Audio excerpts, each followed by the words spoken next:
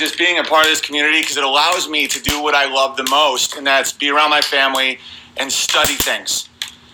So I wake up every day and something sparks my curiosity, and then I get to just learn about it and talk to you guys about it and make mistakes and play piano and do comedy and stuff like that. It's the best. And today we're going to talk about satanic mind control. And I know that sounds super intense, right? Like you're probably like, Big Bear, come on, you're a comedian. Why are you talking about satanic mind control? It's so relevant right now. And the big question is too bright. All right, well, I'll start playing this clip in a second, and then I'll tone down the situation. Because it's really not that bright. It's just the aperture is really open, and I don't know how to... I don't really know how to change it. But the big question is, why hurt kids? Why traumatize people? Why do this? Why do the ruling elite? Why do billionaires? I got stories for you about people I know from very, very powerful families and the things that they had to endure. Why do they do all this? And what's the end game? And it's some interesting stuff. And I think I found a correlation to the rise in autism. And I know that's a sensitive topic, but I don't have sacred cows, as you saw by that Muhammad Ali video. That a lot of people really loved it, and a lot of people clearly overreacted to it. Like some people are like, Big Bear, I am white and my wife is black. How dare you say that race mixing is bad? I'm like, dude, my wife's Hispanic. It's like, I'm not. I'm saying that you get to choose. You get to have in-group preference. You get to choose your tribe. And it hasn't always been white bigots full of hate telling everybody. Muhammad Ali was not a fan. And yes, obviously he's a hypocrite. I think he had severe brain trauma. His IQ hovered around 75, so you're not going to find any long-term logical consistency from that cat. But every now and then he made some points, and the whole point I was making is the narrative. It's like that's the opposite of what we've been sold. And you can clearly see the condescension of the white interviewer about how he couldn't possibly imagine a black person wanting to be with another black person because he wanted his kids to look like him. And other people are like, yeah, but Muhammad Ali clearly has some white ancestry. It's like, that's his whole point. The alienation that he felt. The whole point I'm trying to make is you have a right to decide how you live your life, who you love. If you want to only hang out with tall people or Christians or Jews or atheists or hunters or white people or French people or whatever, you get to choose that. That's my whole point. And when people push this pathological, boundaryless society on us, just know that they're trying to steal from you. And I came up with a funny idea. The Jews have navigated around being called bigots because Jews pretty much only buy from each other. Like they'll go to like kosher butcher shops and kosher delis and kosher, wiener cutting factories. It's brilliant, right? Why don't we come up with one? That's the thing. That's why I don't hate Jews. I'm inspired by them. Instead of kosher, how about brochure?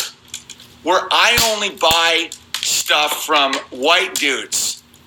Brochure. Be like, is this brochure? Sorry, I don't shop at Jewish establishments.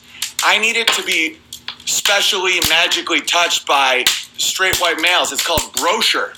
See what I'm saying? Sound is up. The Big Bear is awesome. I'll stick around. How is it off? So how can I fix the sound? I want to do good for you guys, but I don't want to get stuck either. So I'm going to play you guys a comedy clip. And the reason I play myself a lot is yesterday I played that hilarious parody video. Shut down my whole stream. I had to re-upload it. So the copyright situation, especially in the EU, is insane. And now it's infecting a lot of countries. So that's why I play clips of myself a lot, and that's why I just talk about stuff a lot. So this is going to be a good stream. I've done a lot of planning on this one, which is usually the ones that go the best. Please hit like, share. I'm kicked off all social media because I'm hilarious and I'm not riddled with shame. Shame, of course, is one of the tools of abuse that we're going to get to. But this is one of my, this got like 900,000 hits. It's a very popular and shared stand-up clip of mine. It's called Us versus Millennials. And to understand how YouTube can work, no one watched it for like 6 months, and then hundreds of thousands of people started watching it.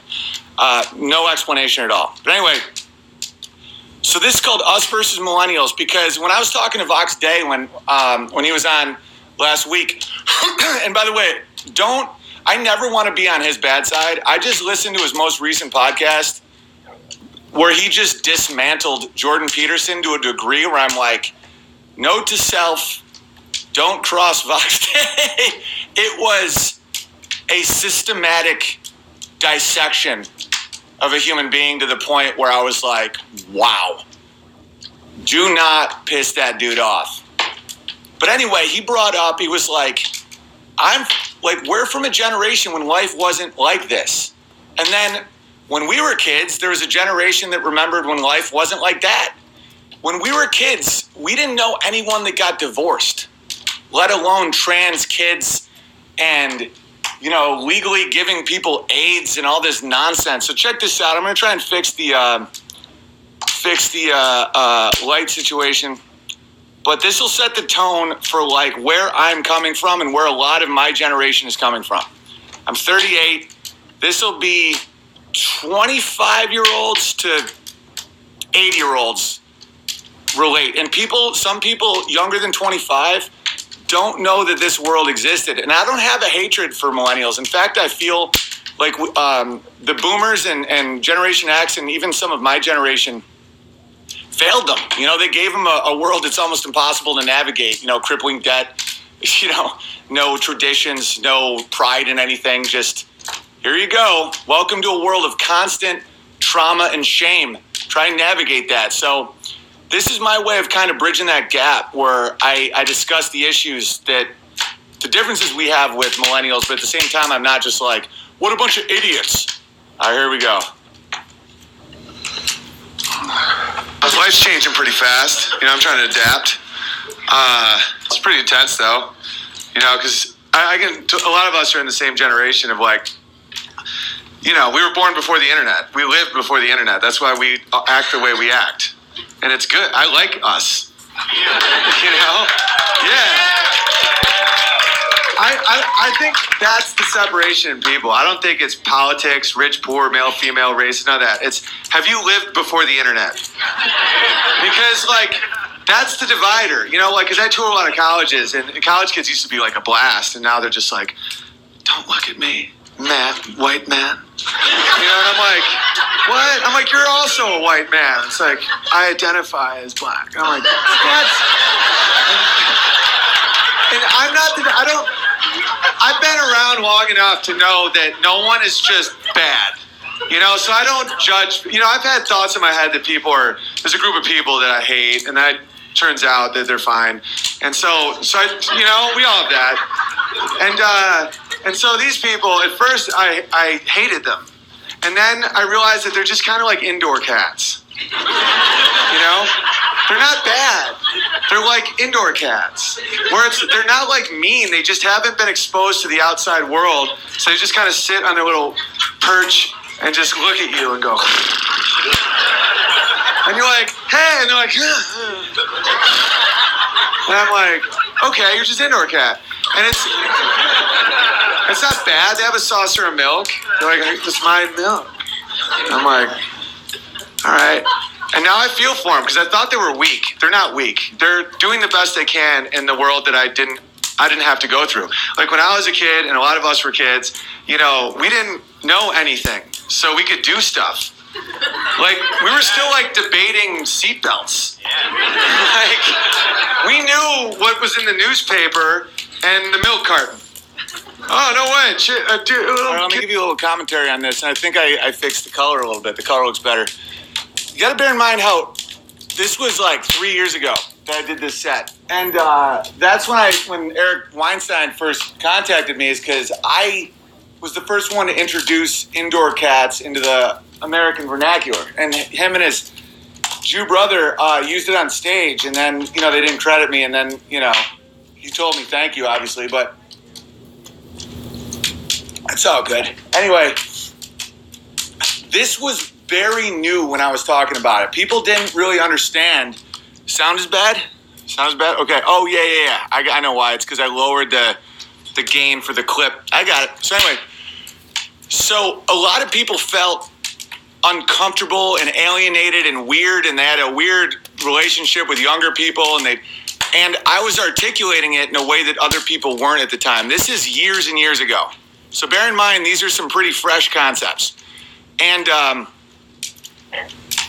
so this will set the stage for what we're going to talk about. I also just really wanted to check and see if the color on this video was better.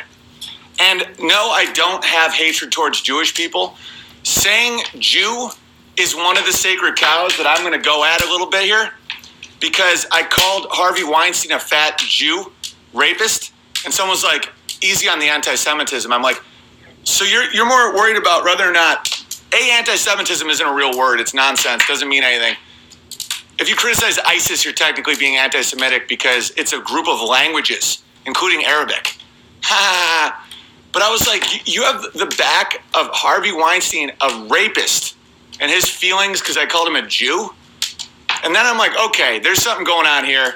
So I'm just going to be pretty open about being like him and his Jew brother, because I'm not going to allow that. If people can say white man, and if people can write all these articles and do all this stuff, it's pretty harmless saying Jew. And I think it does kind of sum up a person. You know, a lot of people are defined by their ethnic lineage, which Jews are obsessed with, and their religion, and the things they eat, and the holidays they practice, and their little tiny hats, and, you know, all that stuff. So I think it's a great way to sum somebody up. You know, it's like Eric Weinstein and his Jew brother used indoor cats without asking me permission, which I'm fine with. But so that's that, because I know sometimes I have to keep people abreast at certain things, because it doesn't sound like I have Jew hate to people with a lot of life experience. But for the youngsters, being a Jew is not a pejorative. I'm just not going to make fun of muzzies and make fun of, you know, my buddies and blacks and whites and everybody, and not make fun of Jews, because I'm not a slave. And we're going to get to that, and we're going to get to psychological techniques and breaking people like cattle. I'll give you examples from my life and examples in history, and this is definitely a good one to watch. And I'm going to show you a video of me killing a pig too. It's I'll give you plenty of warning if you don't want to watch it, but I really want to talk about the emotions behind it and like what food is. All right, here we go. Alaska, that sucks. Yeah, but one milk carton, that's it. Now the internet, just a horror show, you know? And you don't know any of these people, or you don't live, you know, you go on your porch and it's just birds and stuff, but you're in this world of craziness, and we didn't have to do that. Like, we had to tell if someone was lying by looking in their eyes. Remember that? Remember those fun days? You could just lie. Like, someone could just be like, yeah, man, I invented mic stands. And you just have to look in their eyes like, I think you're full of shit. People don't have to look in the eyes anymore. You just Google it. No, it was invented by Senior Mike Stan III. Like, we don't have to look in faces. And it's also like, we didn't have... Now you can screen your world. You only follow who you want to, who agrees with you. If anyone calls you that causes you mild, PTSD, you can hit decline. We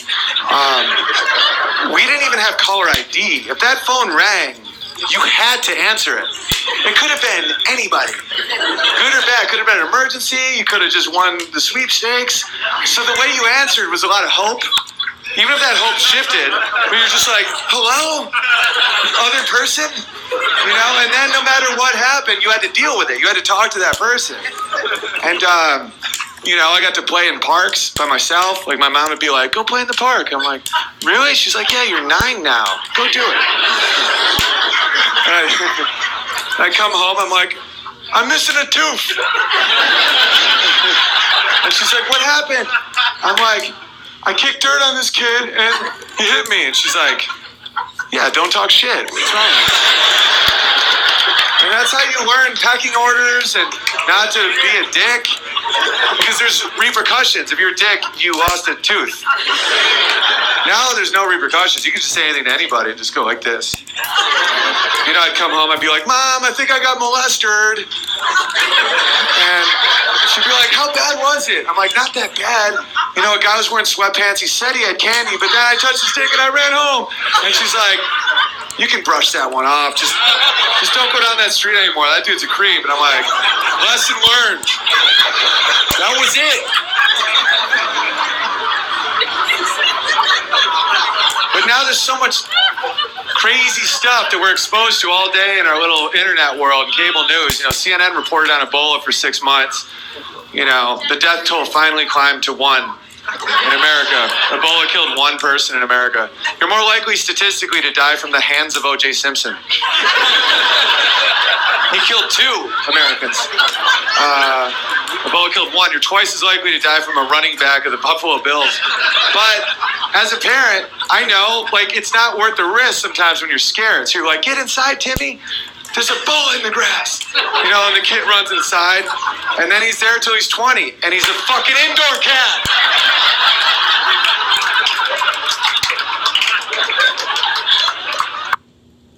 Okay, so the beauty about, by the way, look who dropped in. Psychic Barry just got back from a very, very intense CIA mission overseas. The beauty about always being honest to your craft when you're a comedian, let me turn up the volume again. You can hear some popping, but some people really like the sound of burning logs, is I was being completely honest and open and sincere and truthful when I did that bit, but my perspective has matured since then. I think that the modern kid experiences an unbelievable amount of emotional trauma every day. I was beaten more. I was abused more. I was the open sexual violations of children in a time before cell phone cameras and YouTube and all this stuff was insane. People really did brush off some horrible things. But, for a while, part of me thought that these kids were getting soft and weak, but in reality, the media and academia and science and Hollywood and the deep state, whatever that is, and these controlling families, whether it's the Queen of England or the Rothschilds or their people above them that we don't even know, which I think goes all the way to Satan himself, they have figured out a way to keep people constantly in a state of trauma. And what that does is it creates a form of control based on humiliation, shame, and dependence. And as a performer, MK Ultra figured this out. MK Ultra was a government program for 30 years to figure out how to control people's minds. So this is legit, right? By the way, hit the like button, share, hugepianist.com for specials, paypal.me/feedthebear if you want to tip me, because this is all crowdfunded, and write me a little note. Maybe I'll read it, maybe I won't, we'll see. Sidekick Bear hates Jews. But MK Ultra figured out that if you isolate someone from all sensory data for 48 hours, with a hood and just repetitive sounds and none of that, they break. You mentally break people. And the public school system tried to do that with me. And just in 8th grade, I had 47 days of in-school suspension, but it wasn't with other kids. It was called isolation. How sick is that, right? So isolation, what that does is it cues people into your innate need for community, for communication, for approval, for love. Humans are incredibly social, and that pushback is important for us. And when you isolate kids or traumatize kids, a few things can happen. One is you get either narcissism or bipolar disorder or multiple personalities. These different people kind of start living in you. I fortunately avoided all those things. Maybe a hint of narcissism, but I totally understand it. And narcissism occurs, want to understand it? When no one's sticking up for you. A lot of times it comes from trauma or being alone. And so you stick up for yourself and you start acting almost like a hype man for yourself. And you can sound really awful and be self-centered, but it's a defense mechanism. And once you figure it out, you can beat it. It's really actually kind of pathetic. When people say, oh, that guy's a narcissist, he's so full of himself. It's like, no, that guy stood up, figured out how to stand up for himself when he was in a great deal of pain. And now those scars are a personality problem. And it affects his ability to connect with people. Mine was less than the average person now. And in middle school and in high school a little bit, I was a little self-centered. I would have my little book of poems and just write about how I felt all the time. But I have no idea what I'm talking about. Oh yeah. So kids these days, right? And the news back in the day, it wasn't like CNN is. For those of you that have ever read 1984, there was something called like the 3 minutes of hate or something, where every day they would show you just a violent, vile image of whoever the state was saying your enemy was that month, and it would keep people in a constant state of agitation and submission and mind control. One of the best descriptions of the state of trauma, and this is coming from a performer, and don't get me wrong, I sometimes enjoy this feeling. And I know a lot of you guys do, whether you're an athlete, musician, performer, or, high stress job or something. It's a song, Lose Yourself. And when you realize a song has been played on the radio all day, every day for a few years, there's something deep state about it, right? So listen to these lyrics. So already, look, if you had one shot, one opportunity to seize everything you ever wanted, would you capture it, or would you just let it slip away? And by the way, that song is intended to create a feeling of dread and fear. That's Jaws. Half notes. Half notes are intentionally dissonant. It makes you feel uncomfortable. So that's all.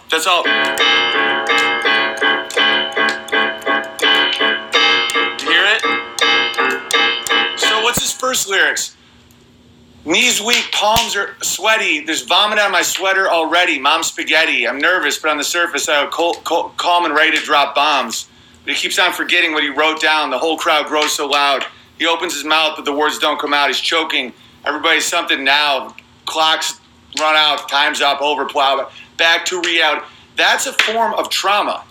That state of getting somebody is almost like hypnotism. So I don't know if you've experienced a social shaming on Facebook or Twitter or any of this stuff, where a ton of people are calling you a racist or a bigot or just attacking you or saying you're fat or saying you're stupid. And you feel a visceral physical reaction. It feels a lot like a performer about to go on stage, where it's like, that's one reason why I think celebrities and performers are so easily manipulated into this type of mind control. It's like palms are sweaty, knees weak. There's vomit on my sweat. He's vomiting. He's weak. He's having a visceral fear response. And that state is how people get you to become committed to stuff. Okay, so one of the main ways that this works, and I'll give you an example from the 80s, from when I was a kid. There was something called satanic panic. And this is all by design. Mass mind control, the major force is shame and humiliation. One of the driving forces of human beings is they don't want to they don't want to be embarrassed. They don't want to look foolish and stupid. I know that sounds silly, but that is massive. And people don't want to be tricked. And sometimes that can lead to almost like pathological conspiracy theory guys that like you say anything and they'll believe it. Where it's like, the moon is a bell run by aliens and Nixon was like raped a kid on it. Like if you say anything, they're like, yeah. Because they don't want to be the guy that isn't in on it. At the same time, the majority of people don't want to look like the crazy conspiracy guy. So when something is labeled conspiracy theory or outside the box or like a crazy idea, people have a reflex to shut it down. And this is an unbelievably powerful emotion. And the more traumatized the kid is, and the more in a constant state of fear, agitation, and dependence, the more likely people are to fall into this shit, right? Can you imagine talking to